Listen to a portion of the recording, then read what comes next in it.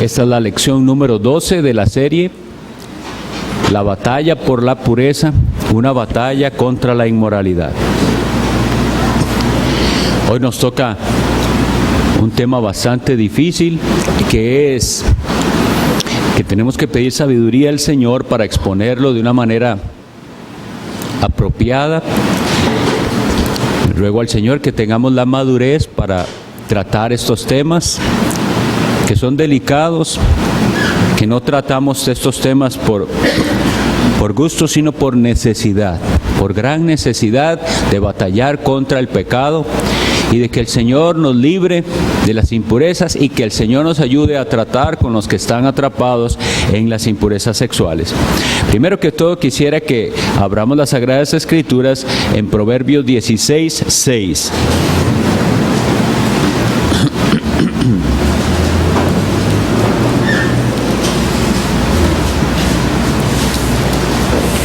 El libro de los Proverbios, capítulo 16, versículo 6.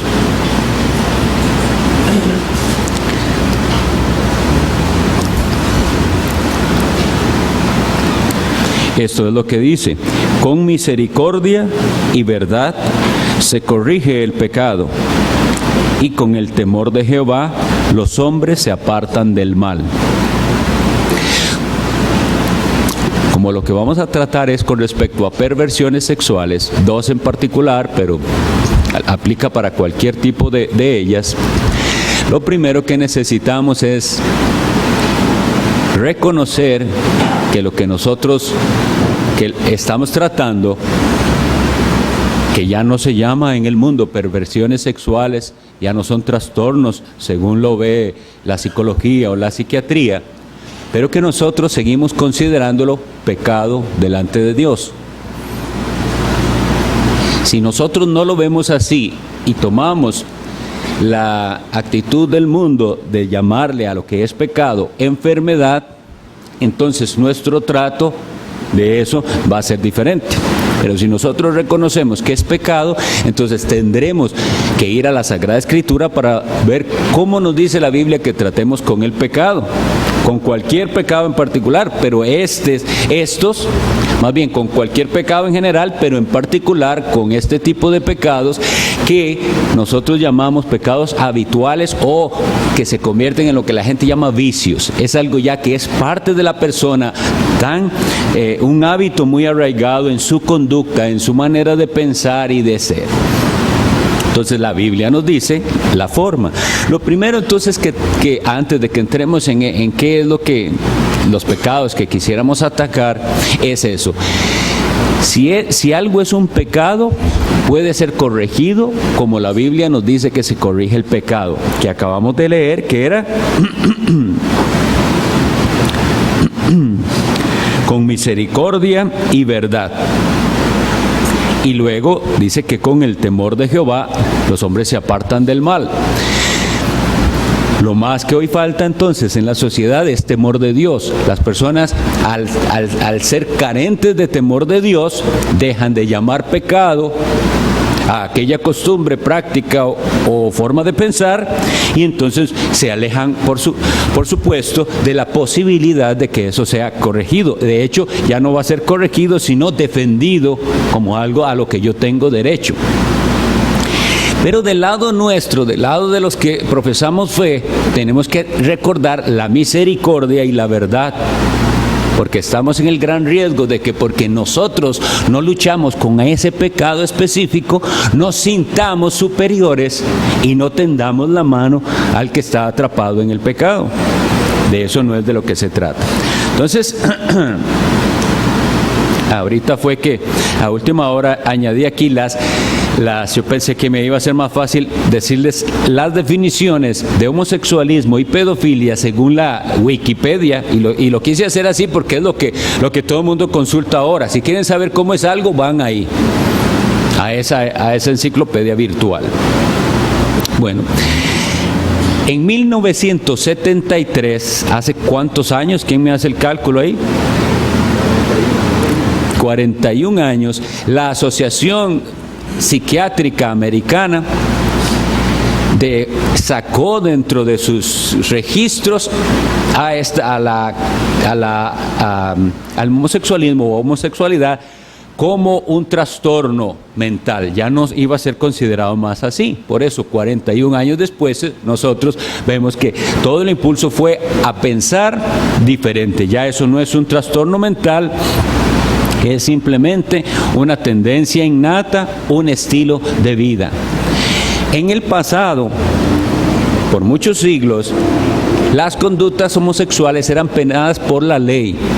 Es decir, cuando el cristianismo fue esparciéndose, las leyes se hicieron con respecto a las leyes de la tradición judeocristiana, y entonces este tipo de conductas eran penadas.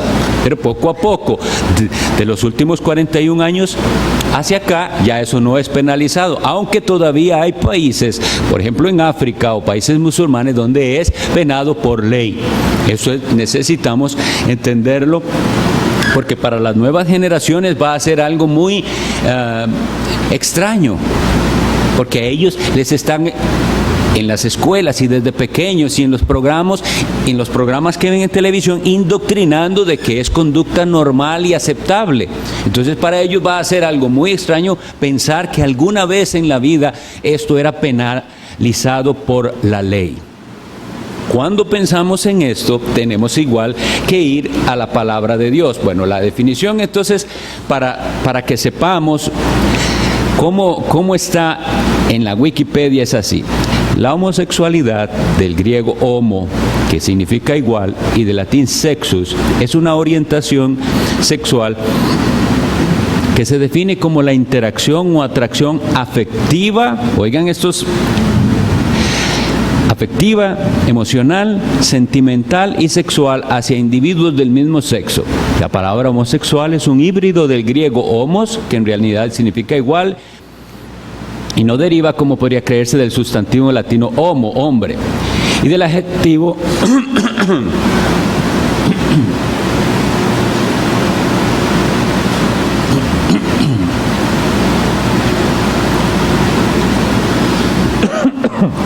disculpen, y del adjetivo latino sexual, que significa un interés o conducta sentimental y o sexual entre personas del mismo sexo. El asunto es que aquí están incluidas varias cosas que tienen que ayudarnos para entender todo lo que involucra. Vean que no significa nada más una práctica sexual, sino que significa, según estas personas, algo emocional y afectivo, algo sentimental. Y es importante que entendamos esto, porque a veces las personas, tal vez por falta de conocimiento, dan un juicio muy la con respecto a esto. Y entonces, cuando hablan de la relación, están pensando más que todo en la práctica sexual, que claro es algo que está incluido ahí, pero lo que lo complica es cuando las personas pueden llamar a esos sentimientos y a esas emociones amor. ¿Ven? Entonces, una vez que lo pueden llamar amor, entonces se escuchan los argumentos que ¿por qué no tenemos derecho nosotros a amar? Y el argumento comienza a sentirse injusto de impedir que dos mujeres se amen o dos hombres se amen. Ahora, ¿es eso lo que la Biblia prohíbe? Y ahí es donde nosotros tenemos que ser bien cuidadosos, porque nuestra sociedad, precisamente por causa del pecado sexual y por causa de todas estas desviaciones, ha hecho que haya un temor y como una resistencia al verdadero amor de amigos y al verdadero amor de amigas. Y nosotros tenemos que tenerlo bien claro para cuando hablamos al respecto de qué es lo que la Biblia nos dice y qué es lo que está prohibido por Dios y qué es lo que no. Porque nosotros sabemos que la amistad, el verdadero cariño y amor,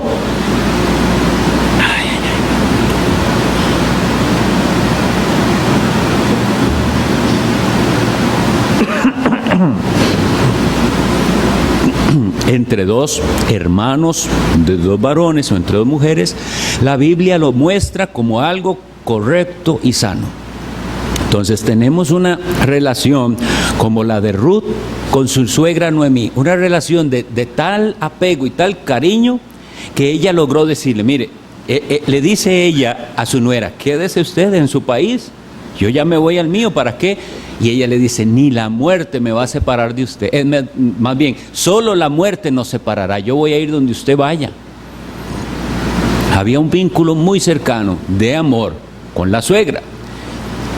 Claro, son argumentos que ahora el enemigo quiere usar para justificar relaciones amorosas, ya en otro sentido, entre mujeres.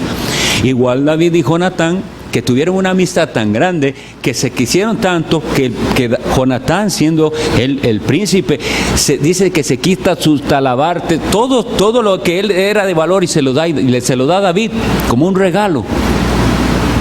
Y hacen un pacto, y lo interesante es eso, que es un pacto delante de Dios y todo. Y dice, nosotros vamos a ser amigos para siempre.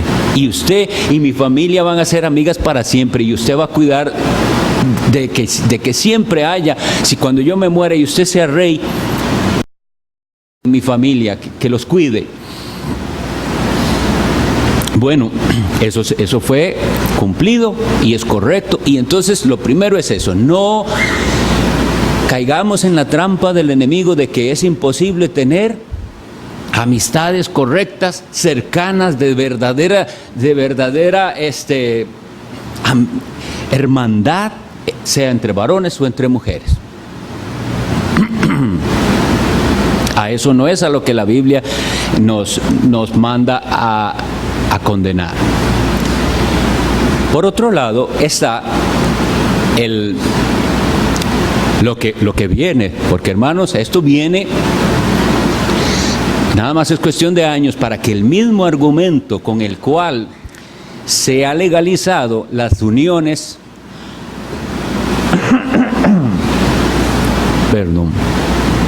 las uniones entre personas del mismo sexo, el mismo argumento será utilizado para que personas se unan a menores de edad, porque es un argumento de amor y de consentimiento.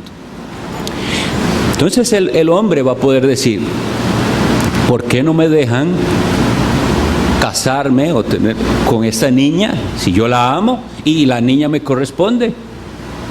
¿Ven cómo es el mismo argumento? Y después, si se razona así, entonces sí, deben dejarlo. O al revés, o con un niño, o cualquier cosa. Y volvemos entonces a revisar. ¿Hay algo de malo en que usted ame a los niñitos y los quiera y tenga un afecto especial? Todos creyentes, bueno, toda persona que está bien ama a los niñitos, son lindos, son bonitos y hay que quererlos y ayudarlos, pero de eso, a ver en ellos alguien con el cual pudiera yo involucrarme de una manera ya romántica y de amor de pareja, ya esa es la perversión. Entonces tenemos que ser muy cuidadosos para no prohibir lo que Dios no ha prohibido, pero sí prohibir lo que Él ha prohibido. Por decirlo así, como decía Ian Paisley, la iglesia de Dios tiene que estar a favor de lo que Dios está y en contra de lo que Dios está en contra. Entonces, si nosotros estudiamos las Escrituras y vemos Dios está a favor de eso voy yo. Si vemos en las Escrituras que Dios está contra algo, contra eso estamos nosotros como iglesia. Entonces, vean cómo se define la pedofilia. Es un rasgo multifactorial, es decir, que tiene múltiples factores en la personalidad del que la padece. Vean que aquí todavía se dice que es algo que se padece. Y se compone de aspectos mentales, institucionales, de actividad, de educación sexual, de violencia, de control de las pulsiones, etc. En este sentido, se suelen distinguir dos tipos de pedofilia: una primaria o esencial, muy arraigada en el sujeto, y otra secundaria, u otras que aparecerían motivadas por factores circunstanciales. Es decir, que no siempre soy así, pero a veces soy así. Volvamos entonces a nuestro texto que nos dice que con misericordia y verdad se corrige. Lo primero que tenemos que tener claro es que hay esperanza en el Evangelio, que el pecado sí se puede vencer y que se puede corregir. Y no solo corrección en un sentido de que la persona aprenda a aguantarse las ganas de hacer lo que quiere hacer, que eso puede darse sin haber conversión, sino que hay esperanza en el Evangelio de que el corazón sea cambiado a tal grado de que está dispuesto a abandonar todo aquello que Dios no aprueba y a buscar su voluntad. ¿Por qué? Porque ya tiene el principio implantado por Dios en su corazón que se llama el temor de Dios. Ese es el principio de la sabiduría y que lleva a las personas a apartarse del mal. Entonces, ¿se puede corregir este tipo de pecados? Nosotros, si llegáramos a negar esto, como ha pasado en algunos grupos que dicen, no, esas personas ya no tienen esperanza, hemos perdido completamente la perspectiva y ya no creemos en el Evangelio. Nosotros sabemos que toda persona, sea cual sea su pecado, tiene esperanza si se arrepiente y cree en Jesucristo. Pero entonces, ¿cómo trataremos a los que han caído en esos pecados? Ahora, como sabemos, son pecados que en general se mantienen de manera secreta. Es a veces cuando salen a la luz escándalos. Pero los pastores tratan constantemente con personas que han caído en algunos de estos pecados secretamente.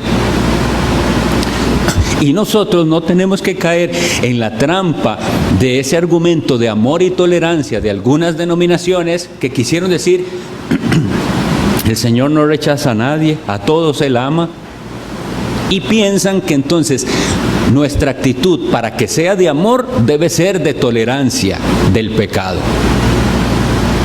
Nuestra actitud debe ser no olvidar que el verdadero amor habla con la verdad. Y debo decirle a la persona la verdad. Y la verdad es que nadie puede ser salvo si no se arrepiente de sus pecados y cree en Jesucristo. Y que para saber que algo es pecado va a tener que ir a la Biblia y entender cuál es el estándar de Dios y vivir con respecto a ese estándar. Entonces, no vamos a tratar a las personas con esa clase de amor, sino con una clase de amor que les da esperanza de poder cambiar. Ahora, debemos hacer la diferencia entre la pedofilia y la violación, que también a veces se da, porque las personas que tienen estas actitudes tienen estos dos tipos de... Hay dos posibilidades en su comportamiento. Veamos estas diferencias importantes. Una es la seducción y el sentimentalismo. ¿Qué significa? Una persona mayor de edad que comienza a seducir a un niño o niña. Pero debemos entender esto, su atracción es grande hacia esa persona. Esa persona se llega a sentir enamorado del niñito o la niñita. Eso es lo terrible. Y haría lo que sea por ese chico o chica. Obviamente que después de eso va el interés sexual. La otra vertiente dentro de la pedofilia están las amenazas que se hacen a ciertos niños o niñas y la violencia. ¿En qué sentido? En que se les amenaza, si no accedes a esto, voy a hacer esto, voy a hacer lo otro, voy a matar a tu papá, voy a matar a tu mamá, Y el niño que es frágil o la niña cree esa mentira y no se atreve a hablar. Por eso les decía en la lección de hoy hace 8 días, cuán importante es que trabajemos con nuestros niños, para que ellos nos tengan confianza, para hablar con ellos con claridad, con amor, y que nunca ellos se guarden algo porque les dé miedo hablar con los papás al respecto. Pero claro, si los padres son tales que cuando el niño viene y cuenta algo, de una vez va un regaño o un grito o algo así, ese niño no va a tener confianza. Pero si él sabe que puede hablar de lo que sea con su padre y que su padre o su madre van a escucharle y van a guiarle, él va a decir, pasó esto, pasó lo otro. Si no, él va a callar y va a temer y va a terminar diciéndole a otra persona, y qué doloroso esto. ¿Cuál padre no se duele de pensar que sus hijos le tengan más confianza a otra persona que a él? Esa confianza debe generarse. Y otra vez aclaro, esa confianza está no en el hecho de que nunca corrijo a mi hijo y entonces él tiene la confianza de decir lo que sea porque sé que nunca hay corrección. No, es una confianza tal y un amor tal que ese hijo o hija sabe que puede venir a mí y que aunque eso tenga algunas consecuencias, todo va a ser realizado dentro del marco del amor, que nunca un padre quiere dañar a su hijo, sino ayudarlo, corregirlo con amor, guiarlo. Bueno, seamos bien cuidadosos y observadores. Esto es devolviéndome a la clase anterior, pero ¿cuánto es necesario? Observe las actitudes de su niño, cualquier cambio en sus actitudes. Sea observador y indague, vea cómo se comporta. Les decía en el caso del homosexualismo, de las tendencias, que eso se ve también desde pequeño, pero no siempre. Hay algunos que sus tendencias se pueden presentar hasta muy después de la adolescencia. Y para todo esto tenemos que estar bien preparados y ser atentos. No es imposible que un hombre pueda ver a otro y poder reconocer que él es apuesto o de buen parecer, como dice la Biblia. No vemos en la Biblia profetas que decían, y era de hermoso aspecto, y era de hermoso parecer. Él era capaz, aunque era hombre, de ver a otro y decir que tenía un hermoso aspecto. Igual una mujer puede decirlo de otra sin que haya esa tendencia de gustarle sexualmente, es nada más un reconocimiento. Pero tenemos que ver que en nuestra cultura los medios están bombardeando a tal manera que el enemigo usa eso para hacer entre los jóvenes que están en esa etapa de desarrollo tener dudas. ¿Por qué? Porque se enfatiza tanto la belleza física, se enfatiza tanto el sensualismo en todo, en los videos, en lo que sea, que comienzan las confusiones. ¿Por qué me estoy fijando en esto? Y como se pone como, ¿qué importa? Todo lo que sea y que a usted le guste, hágalo. Eso es como el mundo vende las cosas. Ábrase a las posibilidades, no se niegue a nada. Ahora, quisiera entonces que vayamos a Deuteronomio 22 para que veamos lo que la palabra del Señor nos dice de las prácticas indebidas y que Dios no aprueba.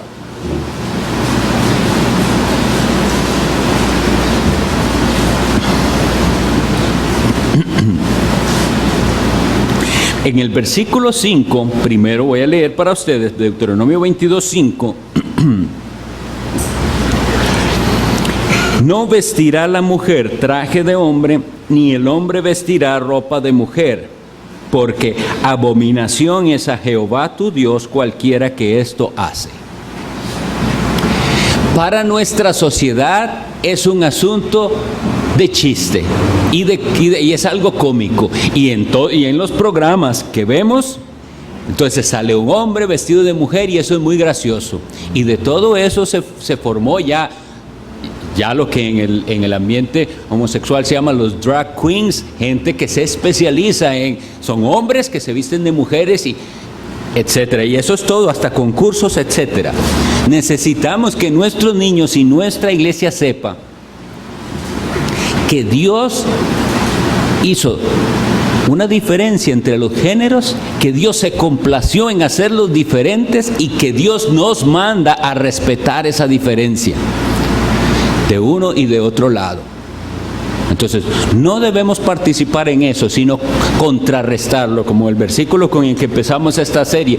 No participéis en las obras infructuosas de las tinieblas, sino más bien que reprendedlas. No, ese programa no lo vemos, no es gracioso. No es gracioso que él se vista de mujer, no es gracioso que ella se vista de hombre, porque detrás de todo eso lo que hay es eso, un irrespeto al género que Dios fue el que lo determinó. Y la persona que busca lo contrario está realmente, por eso esa abominación, rechazando la soberanía de Dios en cuanto a esto. Sigamos adelante, y en Deuteronomio 22, el versículo que anote ahí es el versículo que nos habla de cómo se trata el asunto de los abusos o de una violación. 25, voy a empezar al 25. Si un hombre hallare en el campo a la joven desposada y la forzare a aquel hombre acostándose con ella, morirá solamente el hombre que se acostó con ella. Mas a la joven no le harás nada, no hay en ella culpa de muerte, pues cuando alguno se levanta contra su prójimo y le quita la vida, así es en este caso. Porque él la halló en el campo, dio voces la joven desposada y no hubo quien la librase.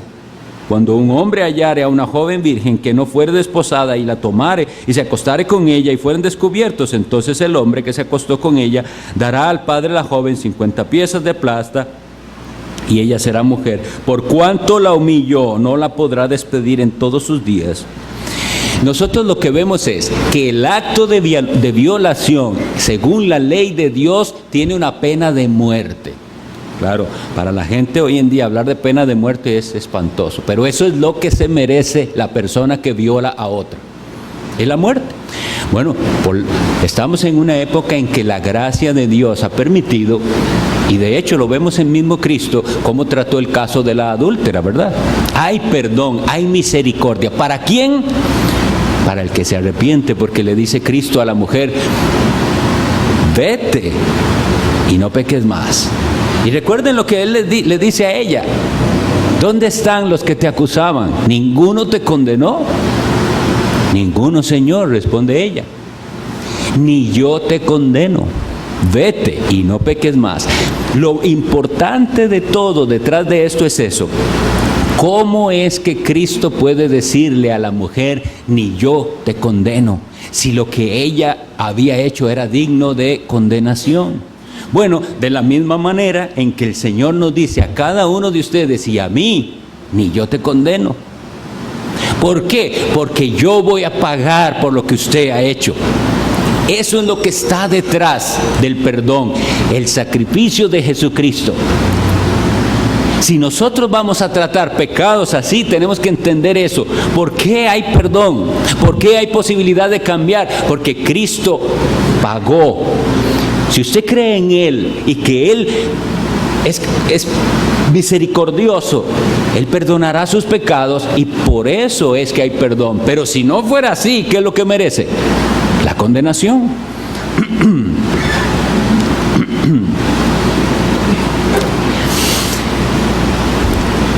Bien, el cuidado entonces que tenemos que tener es el de pensar que el de ser descuidados en cómo tratamos el asunto de la persona que sufre este trastorno, como se le llamaba antes, o pecado. ¿Cómo llegó esa persona a ser un violador?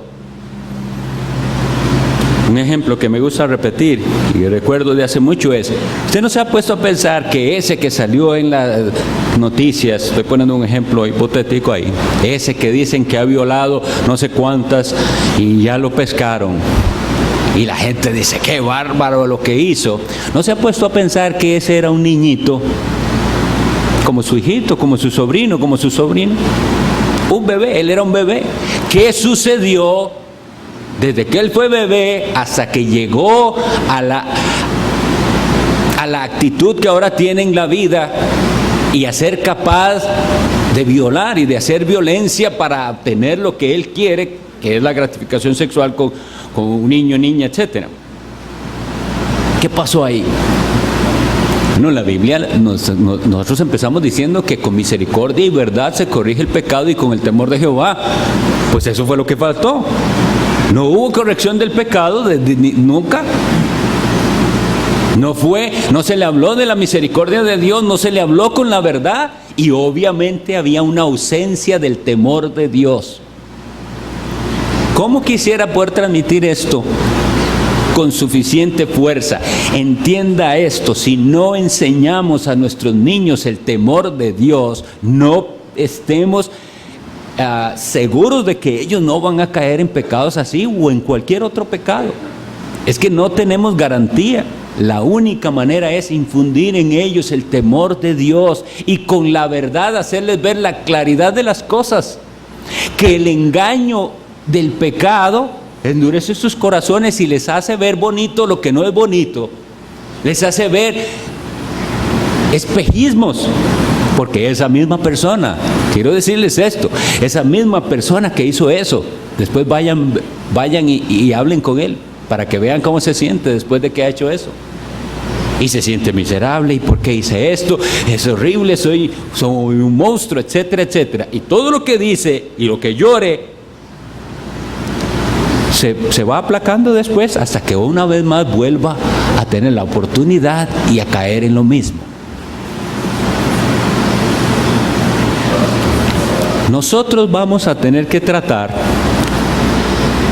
con personas que han caído en diversos pecados y necesitamos como iglesia saber cómo tratar con estas personas.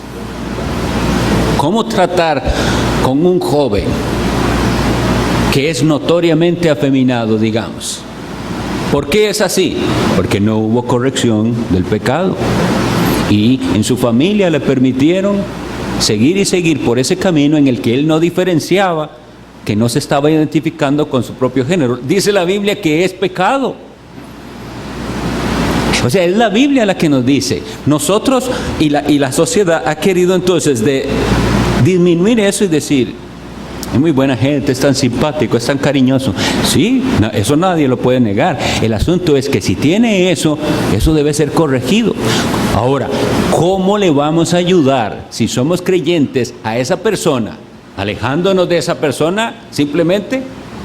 ¿Haciéndole sentir mal? ¿O habrá varones que se van a poner a la par de él y le van a mostrar verdadero amor con la verdad para que pueda corregir el pecado? ¿Cómo vamos a tratar con una mujer que es varonil, que habla como un hombre? ¿Dónde van a estar las hermanas que le van a enseñar la delicadeza, la dulzura? Porque lo que tenemos que quitar de nuestra mente es esa idea incorrecta que tienen en muchas otras partes de que eso se quita con una oración mágica. No, esa persona que ha sufrido y que ha vivido por años en ese pecado, aunque de todo corazón, cuando Cristo le cambia su corazón a esa persona, ya no quiere más nada de eso. Pero las consecuencias de años de haber estado en una práctica incorrecta, no se le van a ir de un día para otro. Va a ser su batalla personal, su guerra personal. En estos casos. En el caso del violador, a mí me gusta ponerlo de esta manera. La gente dice, y en comparación con esto de las preferencias sexuales, la violencia se muestra desde tierna edad. Ustedes saben cuando ven un niño que es violento desde pequeño y que su padre lo deja que haga berrinche, que se tire al suelo, que patee, que destruya sus juguetes cuando está enojado, y el papá le dice que no hay que hacer nada, ahora no hay que hacer nada porque él tiene que desahogarse, no lo voy a frustrar, le va a generar un problema si lo castigan, y esa es la persona que en el día de mañana no va a poder lidiar con su carácter y va a ser violento, y si a eso le añadimos el pecado sexual, él va a hacer que él Necesita tener lo que quiere cuando lo quiere. Y a él le gustó esa muchacha y esa muchacha la va a obtener a la fuerza o como sea. ¿Entienden lo que hay detrás de una persona que hace algo así? Hay todos unos montones de años en los que él nunca pudo aprender a decirle que no a sus impulsos. Lo mismo en este caso, lo mismo en el otro caso, y lo mismo en cualquier caso. Incluso el pecado con el que usted está lidiando es un pecado con el que usted por muchos años ha dejado que ese le vaya ganando el terreno. Pero lo que estamos aprendiendo es que con el pecado se pelea contra él. ¿Quiénes pelean? Los que quieren agradar a Cristo. Alguien que se diga cristiano y no esté peleando contra el pecado no es cristiano. Número uno, porque tal vez ni es consciente de sus pecados. Y número dos, porque sí es consciente, pero está vencido por sus pecados. Entonces aquí no podemos tener la actitud de que eso es un problema de otros, porque cada uno de nosotros aquí está lidiando con algún pecado. Y si alguien no se va a condenar por sus pecados sexuales, se va a condenar por otros pecados. La Biblia lo que dice es, el que dice que permanece en Él, en Jesucristo, debe andar como Él anduvo. Y ese es el examen fácil del cristianismo. ¿Anda usted procurando andar como Cristo? Si no es así, usted no es cristiano. Ahora, puse al final de esta una reflexión, y esto nos va a poner a pensar. ¿Cómo será esta iglesia? ¿Una iglesia que le prohíba la entrada a los que necesitan un Salvador? ¿O una iglesia que le va a anunciar al peor pecador la salvación en Cristo?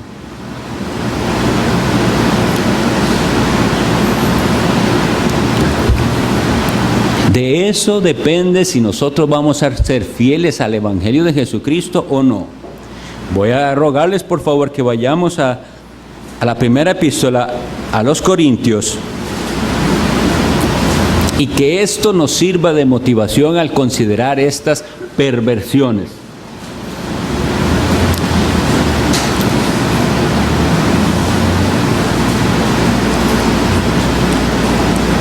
Primera a los Corintios 6, y vamos a leer los versículos 9 y 10 y 11.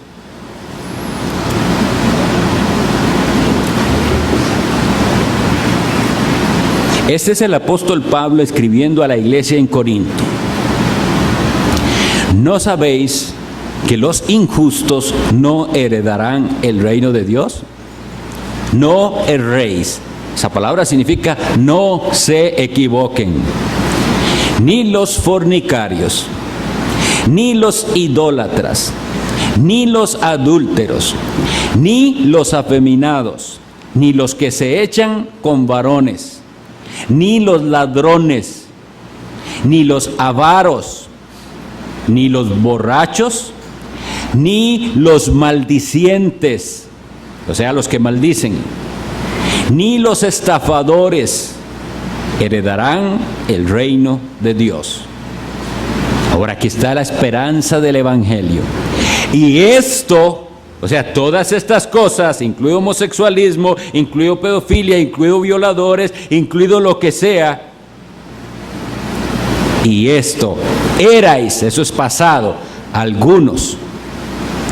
Mas ya habéis sido, y ahora veamos qué es lo que tiene que pasar para que la persona pueda vencer todos esos pecados. Mas ya habéis sido lavados, habéis sido santificados, ya habéis sido justificados en el nombre del Señor Jesús y por el Espíritu de nuestro Dios.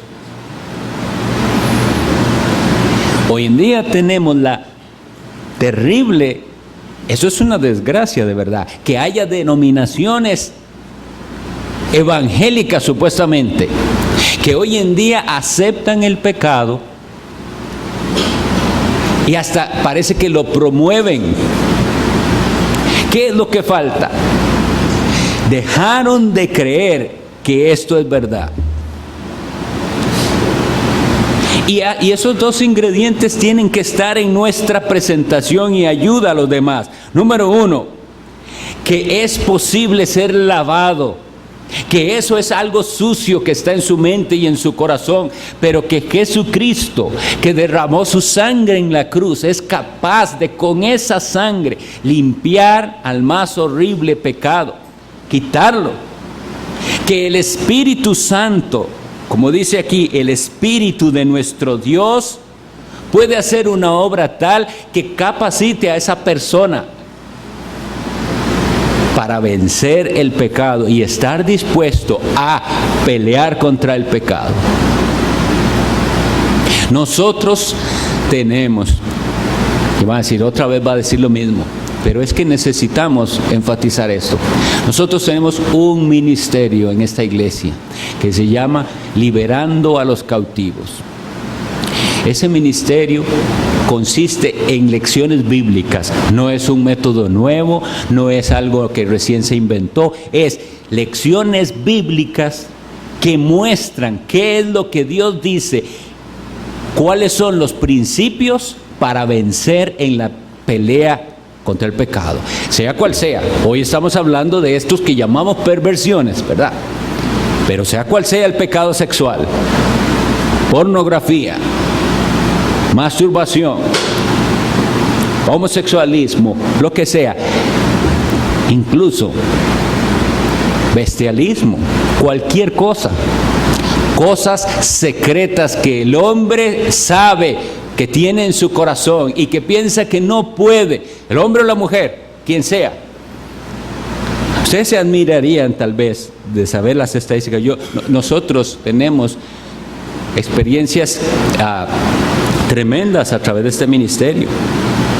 Tener que tratar con alguien de 70 años que le puede hablar hace que tiene 45 años de estar esclavizado de un vicio secretamente. Pero lo más precioso es decir, hay esperanza en Jesucristo. Igual para el jovencito que tiene 17 y que le dice a uno, tengo 6 años de ser adicto a la pornografía, con 17 años. O sea, empezó.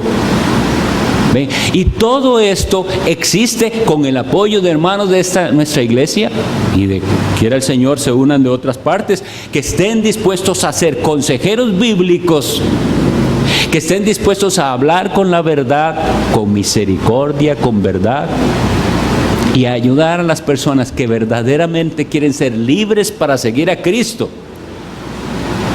Oren por favor por el ministerio, involúcrese si está en sus posibilidades, o si usted no ha hablado y usted es uno de los que está atrapado en algo de esto. No tiene que ser así para siempre. Estamos para ayudarle. Hay esperanza en Jesucristo. De hoy en 8 vamos a tener la última lección y es muy, muy importante. Por favor, oremos al respecto para que sea recibida con la actitud correcta, porque todos nosotros tenemos algo que ver con esto. Que el Señor los bendiga.